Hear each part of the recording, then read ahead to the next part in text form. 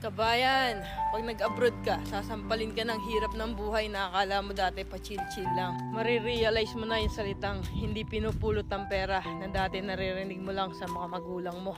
Marirealize mo na wala kang dapat pagkatiwalaan dito, kundi sarili mo. Marirealize mo na ang 5 oras na tulog ay sapat na para may paglaban ng isang araw na pagtatrabaho. At matututo kang pahalaga ng bawat sentimong sinasahod mo. Matututo kang magtiis at magpasensya kahit minsan ikaw ang nasa tama.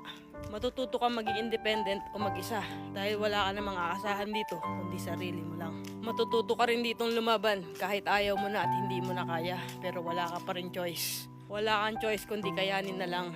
Marirealize mo na hindi pala totoo yung sinasabi nila na masarap ang buhay dito sa abroad. Kasi pag nandito ka na, masasabi mo na lang talaga sa sarili mo na ang hirap pala. At totoo din yung sinasabi nilang lahat na nasa abroad ang pera pero wala dito ang saya. Kaya sa mga nagbabalak mag-abroad dyan, patibayan ng loob dito at bawal ang mahina, bawal ang sumuko. Kasi dito mo mararanasan ang realidad ng buhay kung saan patatagan ng loob ang labanan.